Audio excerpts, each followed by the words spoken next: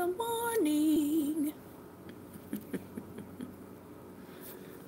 Good morning.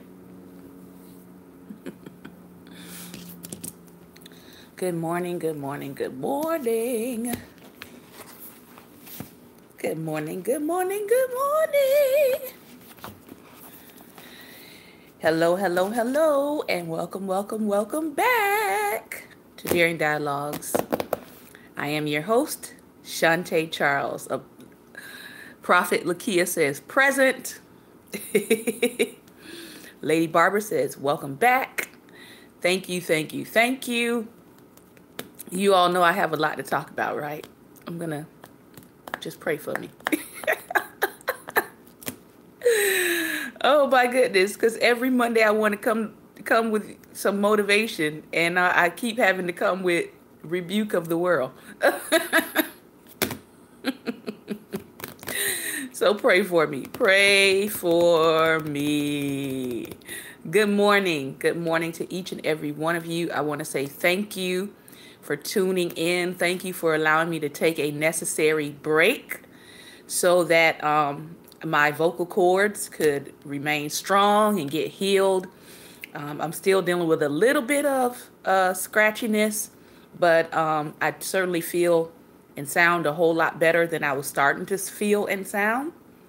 I also want to say thank you to our Life Nation partners who have been praying for us as we go out and do marketplace ministry, and we'll talk a little bit about that today. And I really want to get back into Kingdom Disciples because we're on part 2, the formation of Kingdom Discipleship in our true identity. And I want to start reading chapter 10 in Biblical Hospitality as a Way of Life. How do you get to the gospel? We're almost finished with this book. But first, I want to spend my first probably 30 minutes talking about this subject. And I'm going to write it down for you. So those of you all who want to screenshot can screenshot. Good morning, Lady Evelyn. Those of you who are coming in. Oh my goodness. All right. People don't talk about this enough. And clearly, I see they don't talk about it enough because of the looks that we get. All right. This is what we're about to talk about for the next half hour. 28 minutes. 27 minutes.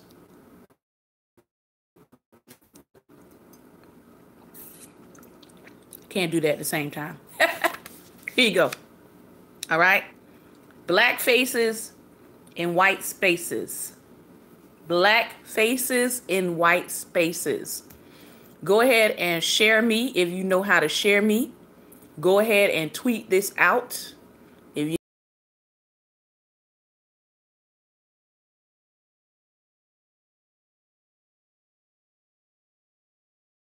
going to go ahead and share this on my Daring Dialogues page if YouTube lets me go to. All right. Black faces in white spaces. Normally, I would sit down. I would give you some historical context. I would have some bullet points for you and all of that good stuff. But today, I don't have bullet points. I just have the Holy Spirit. I just have the Holy Spirit. So me and the Holy Spirit are going to be winging this part of the conversation today. All right. Black faces in white spaces. You can put some hearts on the screen, or you can raise a hand, put a raised hand icon, either YouTube or Periscope.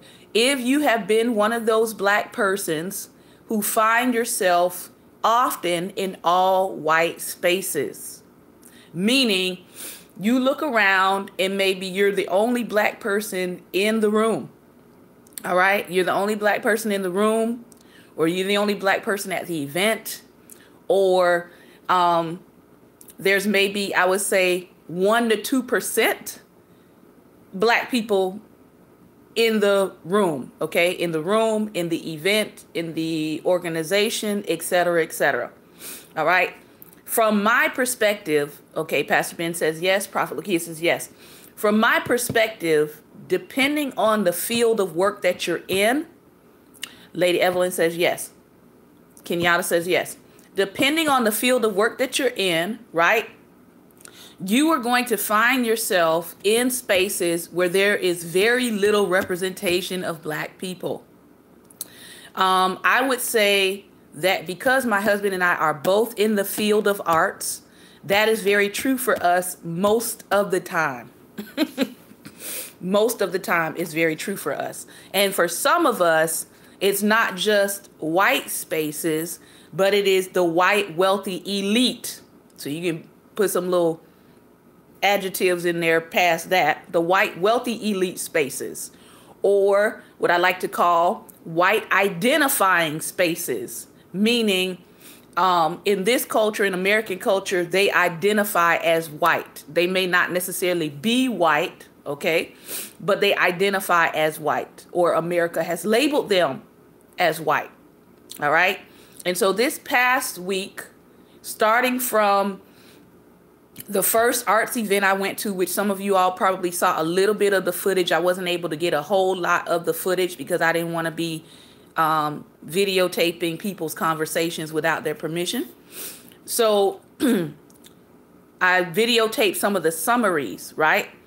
But starting with the first event I went to, which was called the Baltimore Think-a-thon, all right? The room was predominantly white. And what made it interesting, and we're just talking, okay, for the next 24 minutes. What made it interesting was these people were coming together, right? They were coming together as artists. They were artists from all different kinds of fields, which was encouraging, right? There was musicians there. There were visual artists like myself there. There were arts professors there. There were people who lead art organizations that were there. And they were coming together to figure out what are some ways that the arts community can engage West Baltimore, all right, which would be the area in which the things happen with Freddie, can't think of his last name right now, it just escaped my mind, with the guy, the Freddie guy incident in Baltimore. And so coming into this space, thank you, Freddie Gray, all right? So we were all coming into this space from different backgrounds, different organizations, right? Some of us were individuals, thank you. Some of us were organizations. Some people were organization leads. Some people were from the College of Arts and all of those kinds of things. And the event was supposed to last from 1 p.m. all the way to 9 p.m. So you're talking about 8 hours in a room with people that maybe you have just met for the first time, or you know them through maybe another organization, or you've kind of seen them around. Well, I didn't know anybody in the room. All right. I saw an opportunity to jump into my community. I saw an opportunity to go meet with other people in the arts community. And so I said, hey, this event is free and it's open to the public. So, good morning, Lady Judy. So I went down. It is majority white people in the room, which most of my teaching and educational career, that's usually where I wind up, is in either a school with majority white people. So it didn't bother me in that respect. So we get into the room and we're sitting at the table, and we're sitting at the table with people that we've never met before. All right. And we're given certain topics, or our table chooses certain topics to discuss for that length of time. Most of my table left at 4 o'clock and left me holding the bag, meaning that they took a break in between from 1 to 5 and then 5 to 9. And I stayed until about 5:30. But my table left, most of the people at my table left at 4 o'clock. So guess who was holding the bag to present for the table. I was. And I'm thinking to myself, Lord, why am I being left holding the bag lately with these events, or being the person that winds up doing the presentations? And so me and the Lord are going to have a conversation about that later. So what happens at this table? All right. What happens at this table? That's what I want to get to. While we're at the table, okay, everybody's kind of introducing themselves, and they get to me, and I start introducing myself just in the context of what do I do artistically, right? So the first question goes like this. So do you have a job? I look at the lady and I said, ma'am, I just told you what the name of my company is and what I do for a living. Okay. The next lady says, well, do you have a PhD?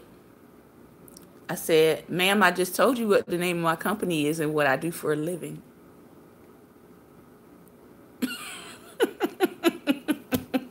Y'all have to pray for me. So that conversation, that conversation just kind of went, I said, okay, all right, I see what I'm working with at the table. So we started talking about a very, very important subject. And that subject was art as hope and healing. Art as hope and healing. And everybody around the table began to talk about their experiences in Baltimore, because most of the people that were at the event, like I said, are from Baltimore. I'm not from Baltimore.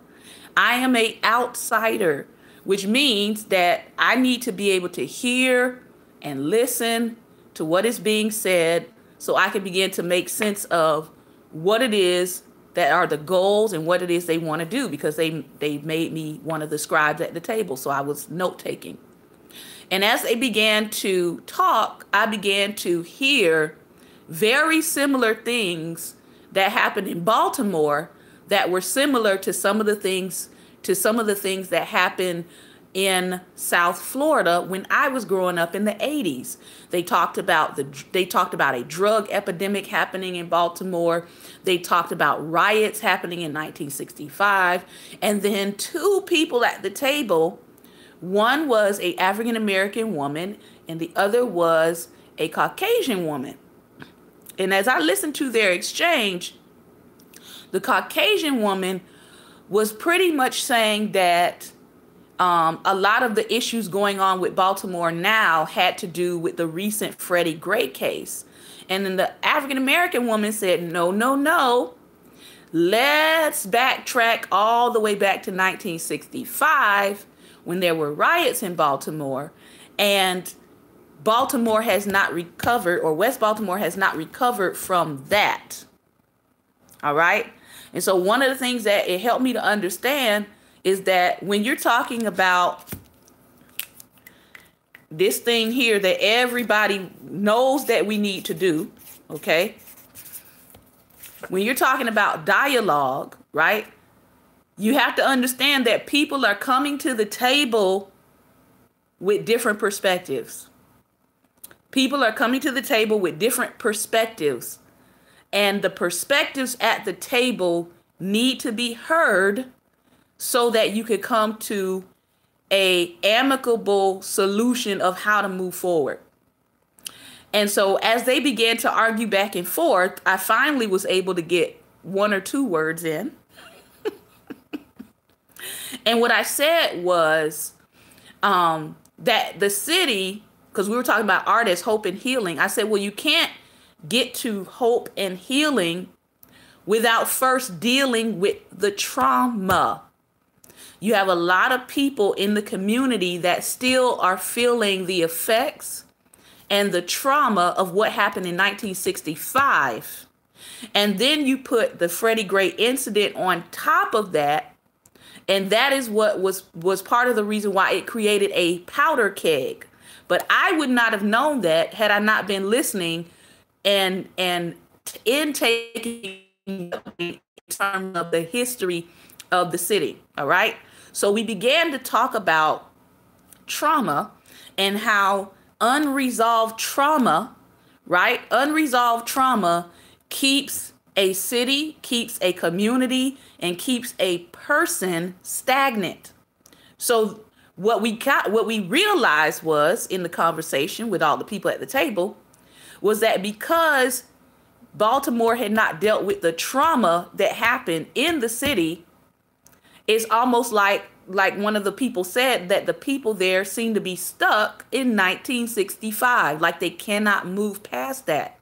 So we talked about using arts as a way to minister to trauma, right? To deal with trauma so that you can bring about that hope and that healing that you want to see in the city and moving people forward. Well, as we were having this conversation, all right, you all know I like to talk, right? I like to talk with my hands, and I like to move. Well, as I'm talking, okay, the white woman next to me grabs my hand. She grabbed my hand in a very violent manner, okay? And everybody at the table stopped talking. And it was a collective gasp. And the lady said, I can't take it. I can't take with you with these moving hands. You're in my space, right? And so she relinquished my wrist, because I'm like, I know this lady did not just grab me out of nowhere and lay hands on me. Jesus, take the wheel. So she relinquishes my hand. She relinquishes my hand. Oh, yeah, my husband was 180 hot. I said, I'm glad you were not there, because it would not have gone well. So she relinquishes my hand, and then she proceeds to scoot her chair all the way over to closer to the other white woman who was on the other side of her. And what did I learn from that? What did I learn from that? This is what I learned. All right. When people hold an event and you invite people into your event, and you know it's going to be a predominantly white space, I'm going to need the people that come to check their privilege at the door. Okay? So she grabs me. There's this collective gasp like, oh my God, what is she doing? Right? She relinquishes my hand. I had two choices, really. I did. I had two choices. I could have looked at her and said, don't you ever put your hands on me again. You don't know me. You don't know where I come from. That actually could have been really triggering and traumatic based on the whole conversation we were having at the table. Or I could have said, you know what? I have to recognize that when I come to a white space, chances are some white nonsense of some kind is going to take place. Especially, this was not a Christian event, right? This was a community event. So you're liable to see, hear, and experience things that is probably going to make you upset. It might make you mad. It might make you angry. You may even feel insulted by some of the things you hear. But what I have learned is, if you cannot deal, you cannot heal. If you cannot deal, you cannot heal. I'm going to say it one more time. If you cannot deal, you cannot heal. Stay ready. Live ready. Live ready for somebody to do something that's nonsensical. Make sure you're prayed up before you go in these spaces, okay? Please make sure you're prayed up. Please, all right? So after that happened, okay, and I just let her have her space. I actually scooted further away from her, and I said, you know what? I am a very, I like to gesticulate with my hands when I talk. So if I got in your space, I'm sorry, but I'm not going to stop being who I am while I have this conversation. All right. So that's what I told her. If my hand gestures bother you, like if you feel threatened that you think I'm going to haul off and slap you in the face, then you can move a little bit further away. But what I'm not going to do is I'm not going to stop talking, right? And I'm not going to shrink back into myself to make you feel more comfortable. The whole reason why we are at this table, right? That we all took time in our day to come to this table to actually look for solutions. The reason why we came here, right? That was her intention, to deflect the conversation. The reason why we came here was to find solutions. So you can scoot over, you can go sit on. But what we not gonna do is we not gonna stop this conversation because you're getting flustered by the conversation that's being had at the table. And so we went on, we continued the conversation. We actually got our questions answered. We actually came up with some solutions. And then most of the people at my table had to leave to go to another event. So I wound up presenting our findings from the table. After the event, she comes over to me, same lady. She comes over to me and she starts telling me about how she is a Baltimore folklorist and she has lots of stories to tell about the city, right? And then she says, here's my information. Here's my name. Here's my email. Here's my phone number. I would like to show you around Baltimore and give you a tour whenever you are available and talk to you about some of the city's iconic places and historic places.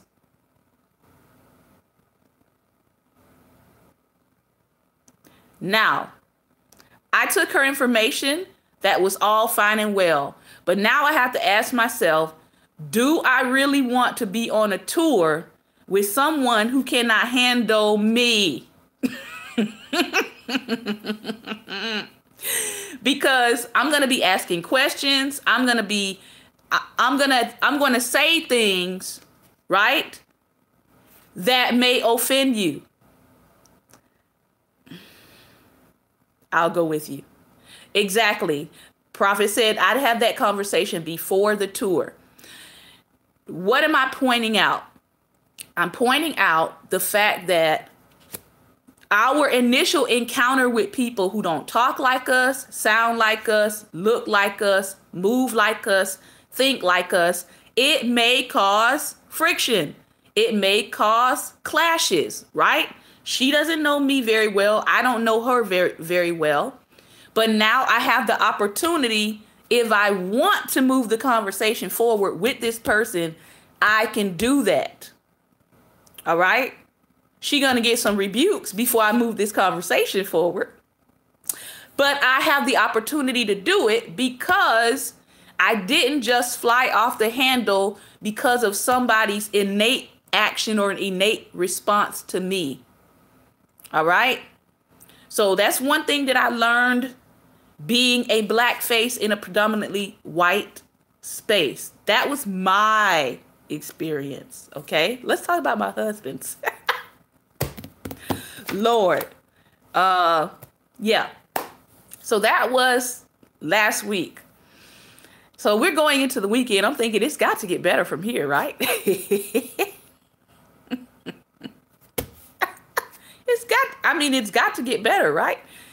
I can take one or two white nonsense moments a week. I mean, it's America. You're bound to have more than one or two.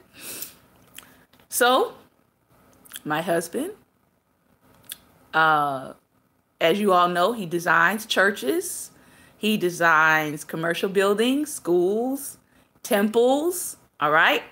So this was the first big project that is on its way. And they finished designing the temple, the Orthodox. Well, are they? No, they're Reformed. The Reformed Jewish synagogue. He redesigned it. You can go on my Instagram, which is Church Love 333, or you can go on my personal page and you'll see some of the images. He redesigned the sanctuary and all of their fellowship halls. And those are the parts that they opened up, and they did a temple, like we would do a church dedication. They did a temple sanctuary synagogue dedication, and they were celebrating their rabbi as well for being 25 years in the rabbinate, or the ministry as we would call it. So they were having this, the ceremony, and then they had like a pre-reception. I forget what they call those things because I don't often go to them. What do they call it? Cocktail hour, something like that. Anyway, pre-reception, the service, and then the reception afterwards. So again, Saturday, we get all dolled up. This is in New Jersey, all right? In a very, very wealthy part of New Jersey called Tenafly. Tenafly was actually recently in the news. If you saw that that lady commissioner that started cussing out the police officers. Tenafly, New Jersey. If y'all saw that video of the commissioner, the former commissioner, she was cussing out the police officers, and then the video went viral, and then she wound up resigning. Well, that's the city. That's the city we were going to. I was like, oh God, Lord, this is the city? Okay. So we already knew what to pray for before we went to the city. Yeah, when your city makes national news for something like that, you might want to pray. So we get there, and the hotel that we were in, right, the hotel that we were staying in, you could tell the area is predominantly Asian, but also Jewish, which was an interesting mix. So we get to the hotel and we realize this hotel definitely caters to the Asian population in New Jersey. They had signs in Korean. They had newspapers in Korean. There was actually a Korean church convention going on. I was like, that's cool. The signs in the gift shop, they had audio going in Korean to help people navigate through the gift shop. And they had lots of Asian workers. They weren't just Korean. They were Chinese, Japanese, Burmese, etc. Because I asked, all right? I like to ask where people are from. So one of the issues that my husband kept having while we were staying there in this hotel is that all of the Korean women were like acting terrified of him. So when they would see him, they would start clutching their items, or they would look at him and then their eyes would get really big, and then they'd start like running in the opposite direction. And it was really interesting. I didn't delve into that very much, but I will say that as the model minority, Asians are going to have to work on that. They're going to have to work on their response to all other people of color. Because that was very weird. Like, okay, you're a person of color too in America. Don't forget that. Like, don't forget that. Please don't forget that. All right? They will throw you out just as quickly as they will throw out somebody else. I have a friend right now who's an attorney, and he's dealing with the Vietnamese community. He's also Vietnamese, and he's seeing how they are throwing the Vietnamese out. And he's over there now having to work on cases to try to get people back into the United States. All right? So, yeah. So that was the hotel. That was mainly most of our time at the hotel. That was that environment of scared Korean women. I don't know what that was, but he dealt with it. So we get to the actual event, and we come in. And again, we find ourselves as black faces in a predominantly white identifying space, all right? Because to some white supremacists, Jews are not white. They're Jewish, all right? But if you are Ashkenazim, all right, or you're a European Jew, you look white, a lot of them do. They have blonde hair and they look white. But in this particular space, we were there to celebrate a milestone. We were there to celebrate with my husband and the firm that this project was on its way, beautifully designed. My husband actually designed the sanctuary that you all saw the pictures of with the stained glass. They hired a stained glass artist to do the stained glass in the sanctuary, and then they designed a special kind of ceiling that when you turned off the lights, there were all of these stars that shone at the top of the ceiling, like it looked like space. It was really beautiful, but it was supposed to represent the seed of Abraham, that they would shine like the stars. It was really awesome. So we get to the event. It's a predominantly white identifying space. All right. And as we're walking through, again, we don't really know anybody. We're looking for his other architectural partners that are supposed to be at this event. And we get a lot of people looking at us sideways. We had some people basically say, what are you doing here? What are you doing here?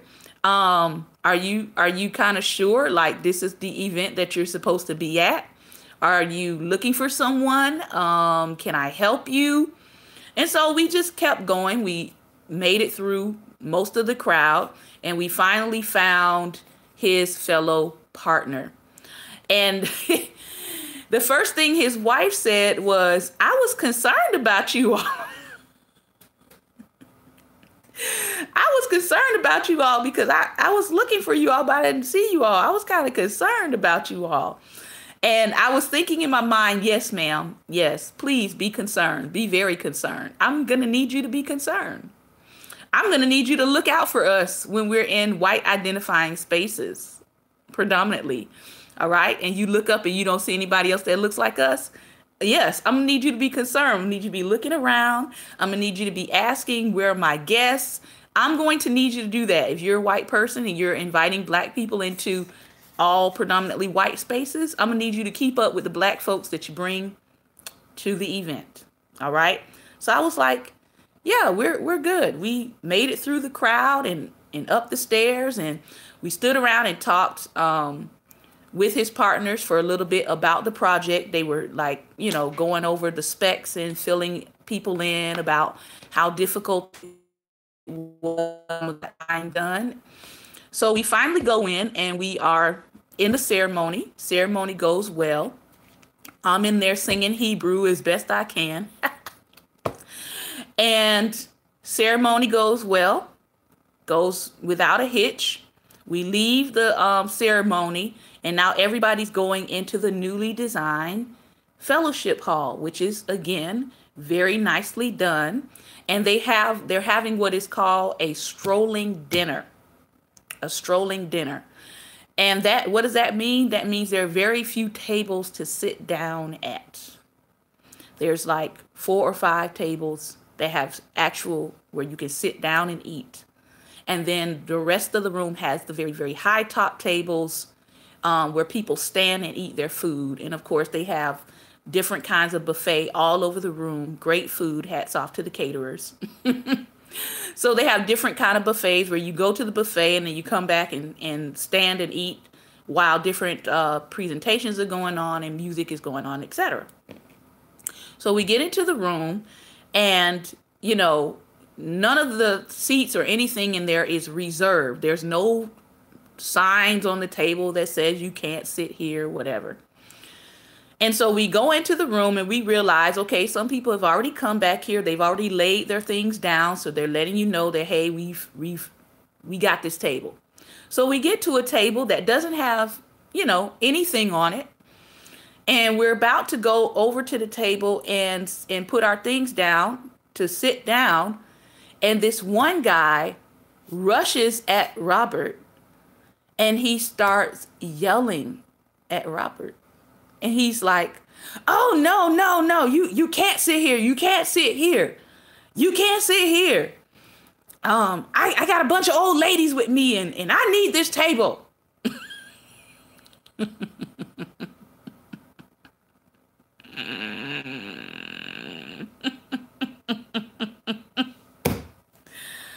Oh Lord. I just looked at Robert and I'm like, what?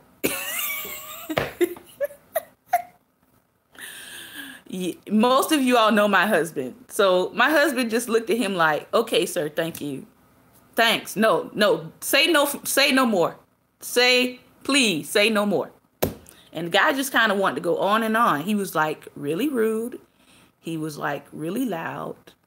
And I'm like, we the only black people in this room. Like, really? Why? Really? Really? We're going to do this tonight? Wow. So we walk away from the table. We walk away calmly because thank God for the Holy Spirit. I'm telling you, listen, America, some of you all are not going to run into black people with the Holy Spirit, and it's going to go a different way. I'm just warning you. Just warning you.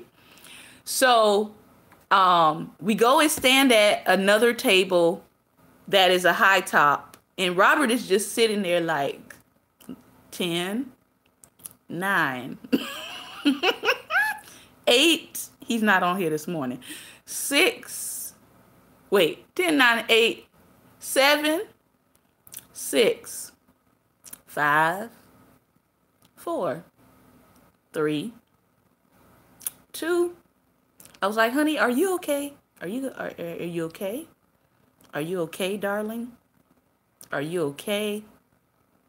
I just want to make sure you're okay. All right? Because you're at an event that's supposed to be honoring what your firm just designed for the people that are shooting their mouth off at you in a very disrespectful way. In other words, ma'am, sir, the room that you're enjoying, he designed it.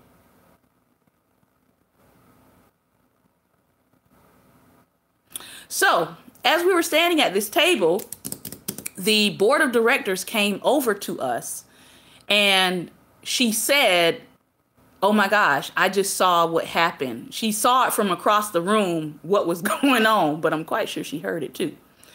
So she came to our table and she was like profusely apologizing.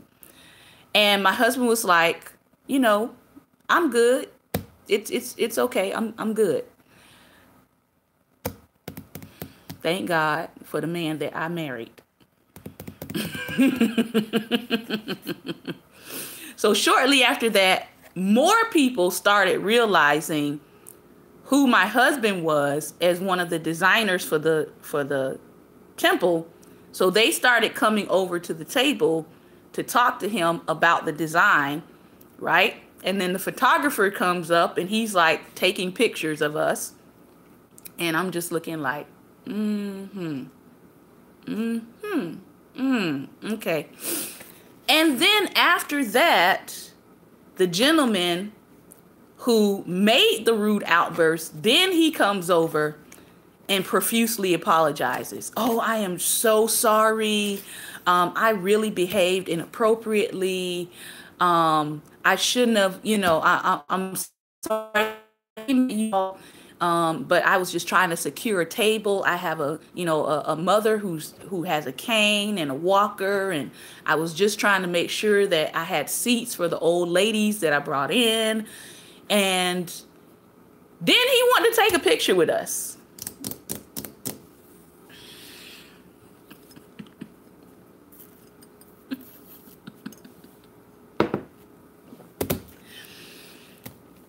So the photographer is coming by. He grabs both of us on either side. And now we have a eternal picture with this man.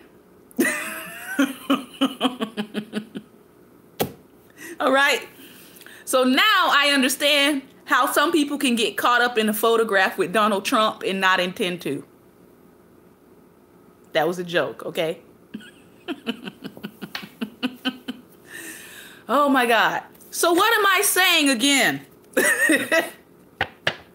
What am I saying again? And I know this has gone long, okay?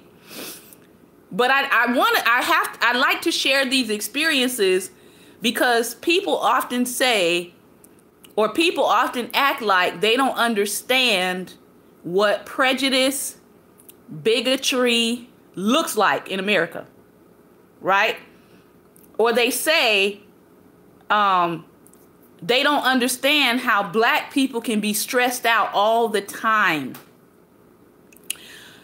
Or they don't understand the concept of what we call racial microaggressions.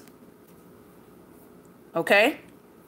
Racial microaggressions, where no, it's not somebody dragging you out of your house and hanging you on a tree. Okay? It's not that, but it's the little microaggressions that black people endure all the time. That just go chip, chip, chip, chip, chip. And then when somebody snaps, you all only get on film when they snapped. Hello? You don't get on film some of the stuff that people put up with and go through on a day-to-day, week-by-week basis. And then when they get to the point of snapping and saying expletives like F America, because people are at that point, all right? I'm not there, thank God, because I have the Holy Spirit. But that doesn't mean that we don't get annoyed. That doesn't mean that we don't get upset. That doesn't mean that we don't look around and say, my God, this is 2018 and we're still dealing with this. Right? Okay? So again, we had two choices. Again, we had two choices. All right? And thankfully, I am in a marital relationship and covenant where I'm not having to explain to my spouse my experiences, and my spouse is not telling me you just imagined it or racism doesn't exist. All right? Thankfully, my spouse and I can have the conversation that, oh, you just had your experience on this past week. I just had my experience on Saturday at an event where my firm is really supposed to be experiencing honor, but I'm experiencing dishonor. Hello. Nobody drives almost 200 miles to go be dishonored. Okay? So we had two options. We could say, you know what? You know what? It's time to go. Right? We could do like much of America is starting to, it's getting to a point where I think some people are realizing, and I was thinking this as I was praying yesterday with the Lord. I said we went through a civil rights era where black people were literally offended or willing to take offenses, right, to get into a space or to integrate a space. Historically, we were taking all kinds of insults and offenses because we felt like we were pioneering getting into a space. All right? Meaning the sit-ins where people would cuss at them, they were throwing stuff on them, they were spitting on them. You know, there's the historic images where they're pouring milkshakes on the heads of black women. All right? And men.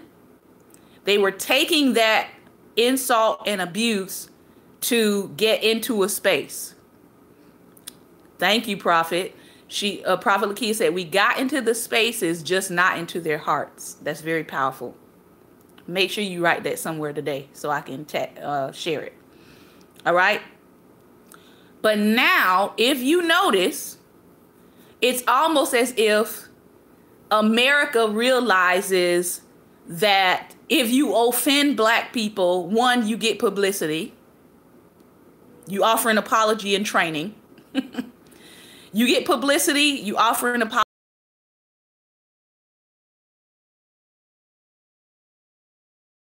the black people start removing themselves, get this, the black people start removing themselves from spaces that their ancestors fought for them to get into. I hope you all get that. So they realize now that all they have to do is offend this generation and the people that they didn't want in the spaces anyway. Hello, they didn't want you there anyway. All they have to do is offend this generation enough, and they'll leave the spaces that their ancestors fought for them to get into, that we never wanted them to be in anyway. So we will start removing ourselves. And again, I'm going to ask for us to think a little higher, because if we start removing ourselves from every space and we don't have the infrastructure or the basic human resources to sustain ourselves as a community, where is that going to leave us?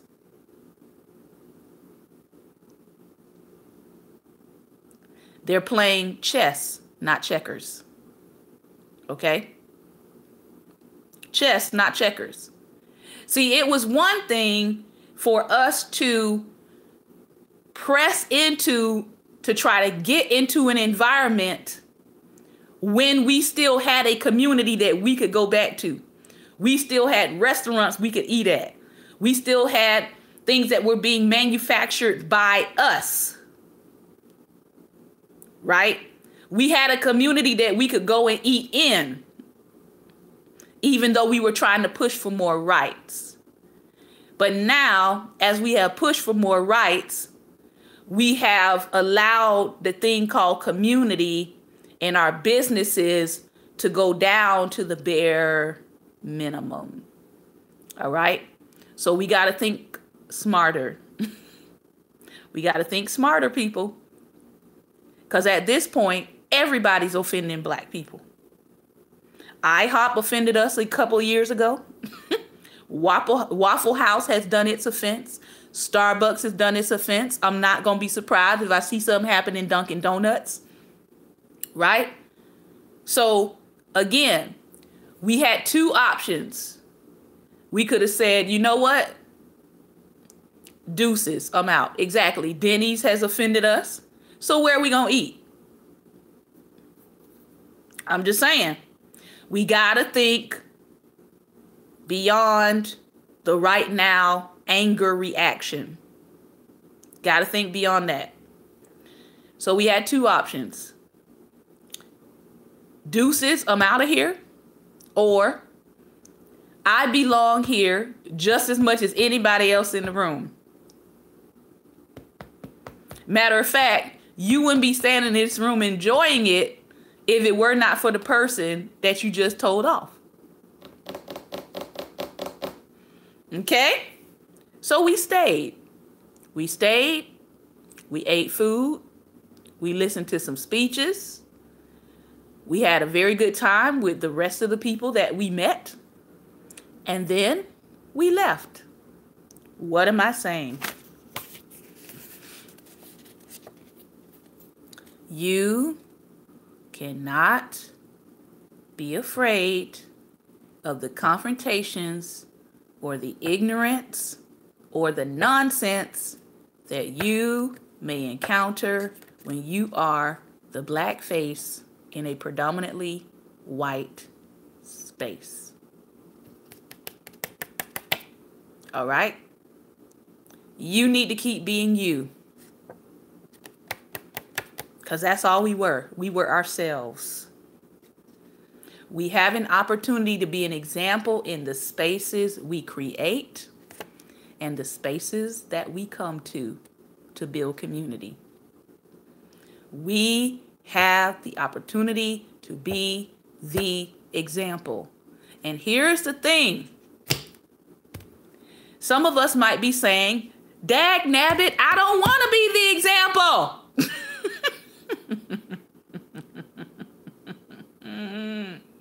Why I always got to be the example, Lord?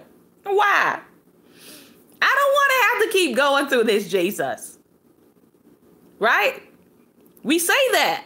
Well, I know I say it. I'm like, can I get a day off? Can I get a day off from white nonsense? Just one. I just want one day. And some days I get them, but most of the time I don't.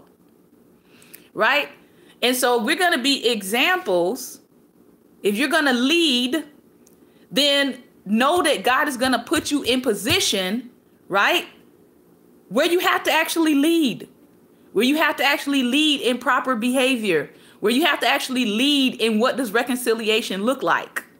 Because if everybody's cussing everybody out, who's reconciling? If everybody is calling President Trump Trumpster fire, all right, who's leading reconciliation? I'm just saying. There are certain people that no matter how much you try with them, you're not going to get through. All right. We understand that. But have you even tried? Have you tried? If you can say I tried and I got no success in that, that's one thing. But some of us, we not even trying. We just like, forget them. How you going to say forget them? You're going to see some of these people. I know it's going to shock you, but you're going to see some of these people in heaven. The people who don't look like you or sound like you or act like you or have had the same life experiences. All right. So how did our weekend culminate though? Thank you, Lord. How did our weekend culminate?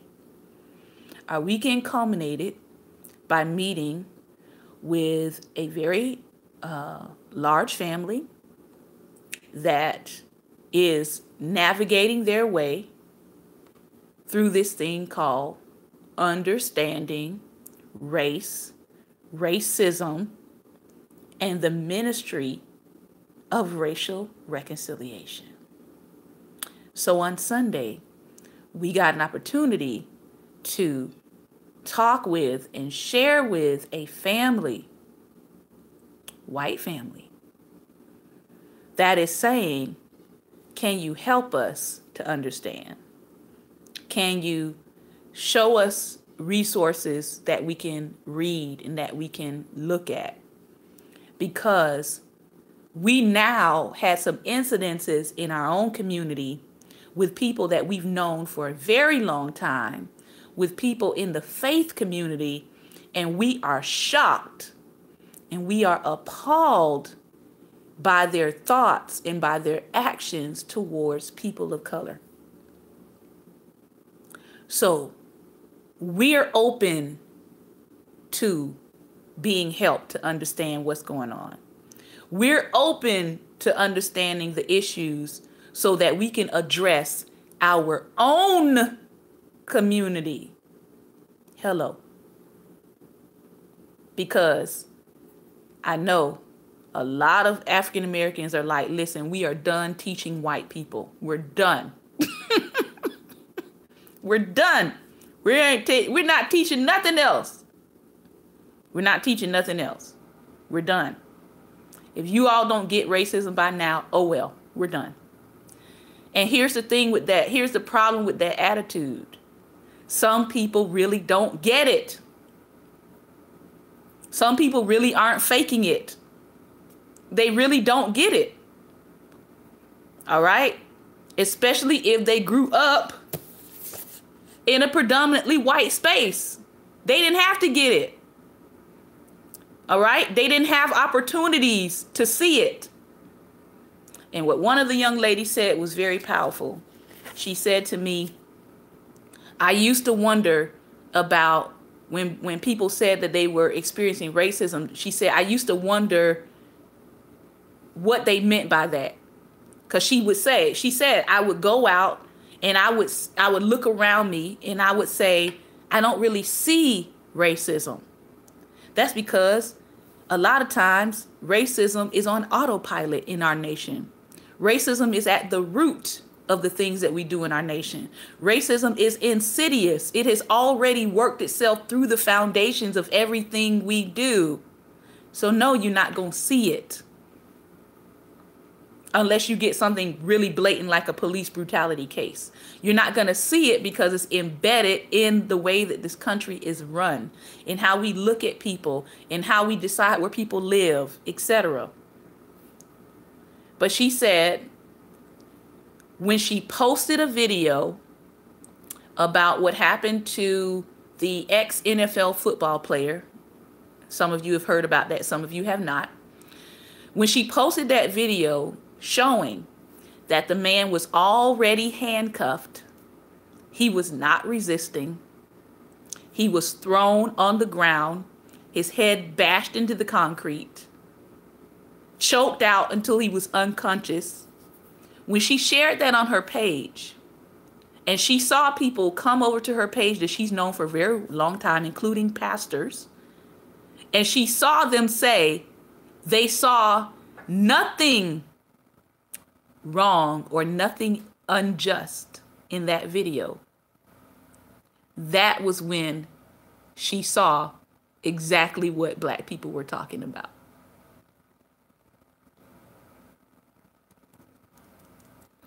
Because if you're a pastor and you're supposed to be all about Jesus and love and justice for all, how could you look at that video and say nothing unjust was done? All right. So, and of course, I didn't get to my books today, but I think this was important to talk about. You're going to have people that you're going to have to engage in conversation.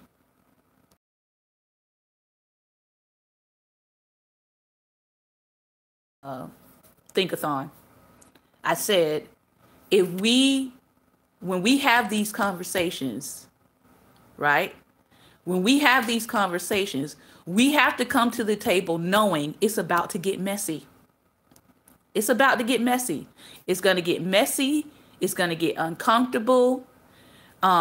People may say things that offend you. People may say things that are hurtful, but they're coming from stereotypes, right? That they've grown up with, that they've heard about Black people or that they've heard about white people. So when people come to the table to have dialogue, you got to understand that dialogue is probably going to get messy, and it's going to get ugly, and it's going to get hurtful before you get to healing. Everybody wants to jump right to healing, but we don't want to deal with hurts. We don't want to deal with pain. We don't want to deal with false ideology. We don't want to deal with false perception. We don't want to deal with things that actually happen to people. And that is why they feel the way they feel about Black people or white people. We don't want to deal with all of that. All right. We have a very good friend who shared with us one time how befriending us as Black people was a challenge for him, because when he was in school, he got beat up by Black people every day. Like, I can't deny their experience.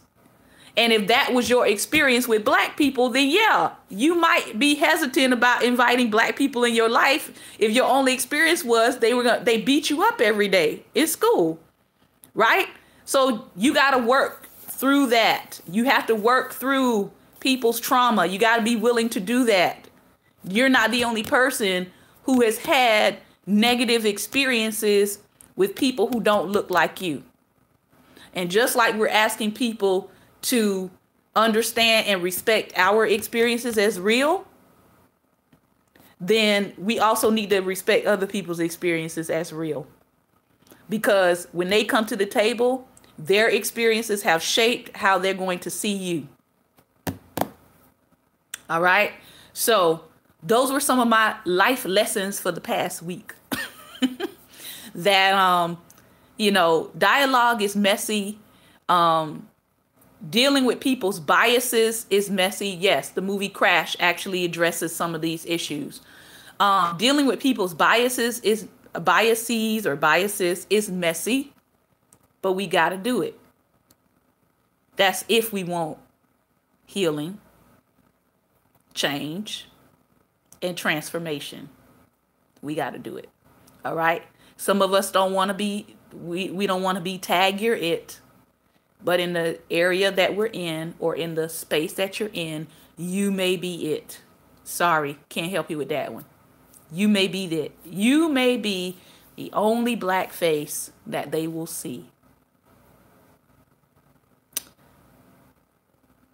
You may be that only black mother that they will see. You may be that only black church member that they will see. And you're not changing who you are, right? You're being who you're called to be. Just be who you're called to be. And of course, because I'm a believer, I'm going to ask you to be who you're called to be in Christ. Because our carnal selves are not very good for witnessing in these kinds of spaces. Our carnal selves want to tell people off. Our carnal selves want to curse people out. Our carnal selves want to return the grabbing. Our carnal selves want to say, I don't have to put up with this. Our carnal selves do. But if you have the Spirit of Christ in you, He's going to help you. He's going to help you have the godly outcome as opposed to the ratchet outcome. All right. So this has been another Daring Dialogue. I invite you, I encourage you to go to the table. Don't be afraid of what you might find at the table. All right. Understand there may be some cuts and scrapes and bruises before you actually get to the place where transformation can happen. We cannot be afraid to have the conversation, and we can't be afraid to experience the unpleasant. Yeah.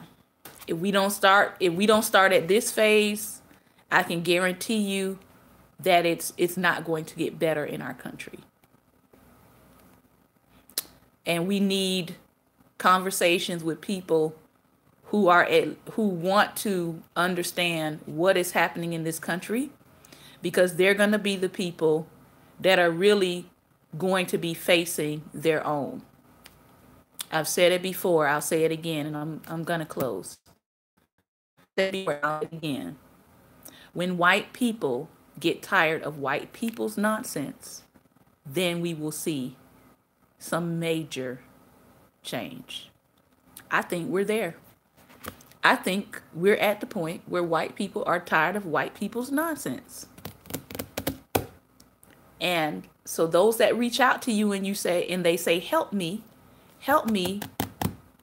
to be able to speak to something that I don't have a personal experience with, but help me to understand it so that when I go talk to my nonsensical fellow white people, I can give a correct answer to what is happening.